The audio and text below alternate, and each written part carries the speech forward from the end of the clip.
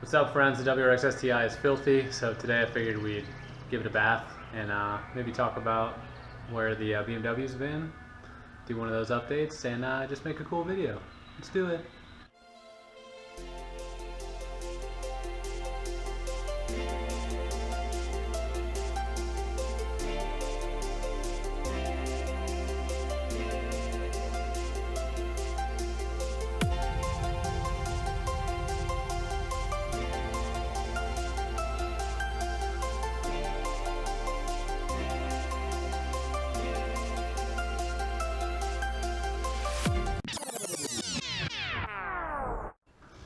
Alright, we gotta have a chat real quick.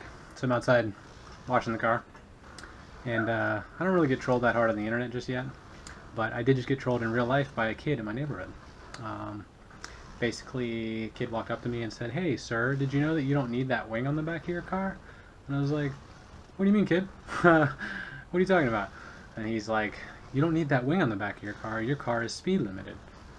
And I was thinking, okay, you may have a point in the fact that I may not be able to get high enough speed on public roads safely to get the downforce from the wing, but just kind of a random conclusion to draw to the speed limiter thing.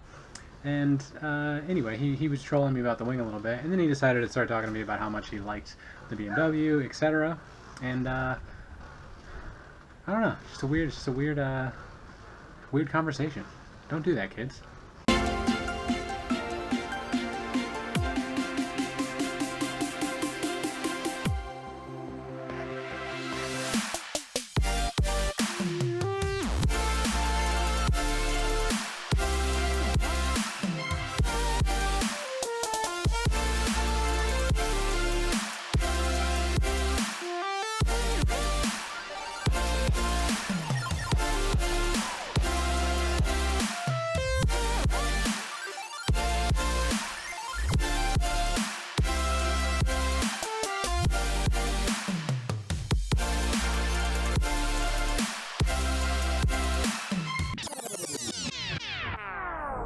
Alright, back to that kid.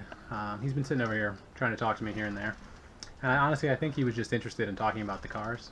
So I'm going to give you a pro tip. If you're a kid and you live in a neighborhood with people who have cars that you're interested in, it's probably best to start the conversation with something, this is like a question about the car, something you like about the car, etc. Starting it with a trollish style comment is not going to make the person who owns the cars be super excited about continuing to talk to you. And, you know, I like cars. I was a car guy. I was a car kid. I love to talk to other people about their cars, so you know, I'd be happy to, and most people would be happy to talk to people about their cars, show them the cars, etc. But just starting off with a comment like that immediately made me just like, skedaddle, kid, get out of my driveway. I got stuff to do, and talking to you is not one of those things.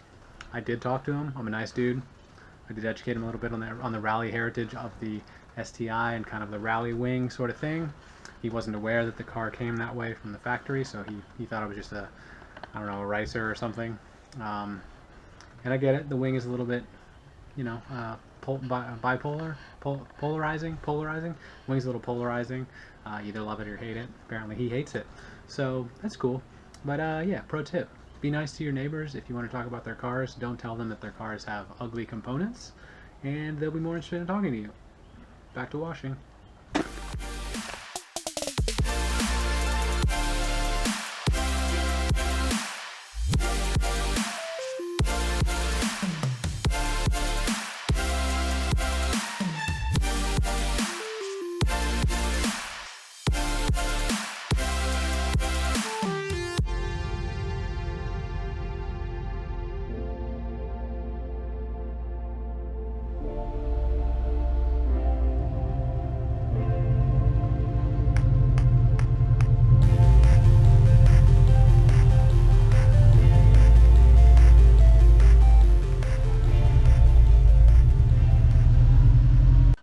What's up? So we're back in the garage. As you can see, or probably saw in the video, the BMW is back.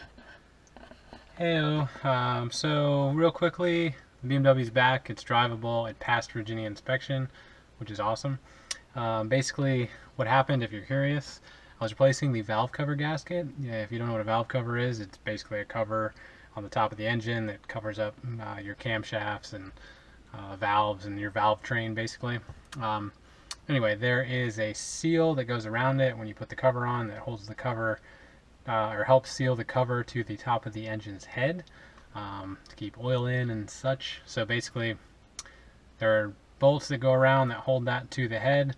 One of the bolts is in the center, in between the two cams, and there was a piece of metal that sheared off sometime in the car's past. I had noticed it before. Obviously, I'd never taken the valve cover off, but and it had been like welded back on. So one of the studs that held the valve cover to the head itself had been welded, and it looked kind of like shoddily welded.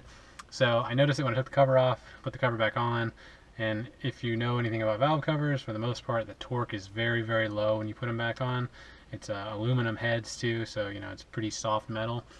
So I set my torque wrench to be exactly what BMW specifies. I think it's like 6 foot-pounds, or maybe even lower than that. I don't know. It's like barely, not even hand tight, right? So I start to do it, get to that specific stud in question, the one that has weld on it, sheared off. So basically what that meant is I couldn't put the valve cover back on the car, which means I couldn't drive the car without repairing it. And this is the piece of metal that sheared off. You can see it's kind of threaded on the inside. If you look really closely on this side, you can see the weld that had been applied before. Anyway, this sheared off, which meant the bolt couldn't go back and hold the valve cover on. This fell down into my head, and it took me hours to fish this piece out. Luckily, it did come off in one piece, but I needed help. I didn't know if they were going to weld this back on or what they were going to do. I needed help to fix it because it was just a pain. I couldn't do it. So I had the car towed to a shop. They repaired it. They didn't have to weld it. They just built basically like cut it flat and built a spacer. I thought it was actually a pretty ingenious idea. I'll throw a picture in here. So it's like a threaded spacer and threaded on the bottom and the top, so it can still function as normal, which is awesome. So BMW's back. I just ordered harnesses for it this week, so harnesses are coming soon. I'll do an install video with those, and it's basically track season now. It's April 5th, 16th, so I need to get the last little bits of maintenance. Shouldn't take me that long, so long as we don't have any other previous owner moments. And yeah, should get the BMW on the track pretty soon. Alright friends, that's it for today. Car's washed, you're updated on the BMW. Hope you enjoyed your couple-minute video. And I guess we'll see you next time. We got some cool stuff coming with the BMW, cool stuff coming with the STI, and as always, just, you know, laughs and garage time. Okay? Okay. Alright, I'll see you next time. Bye-bye!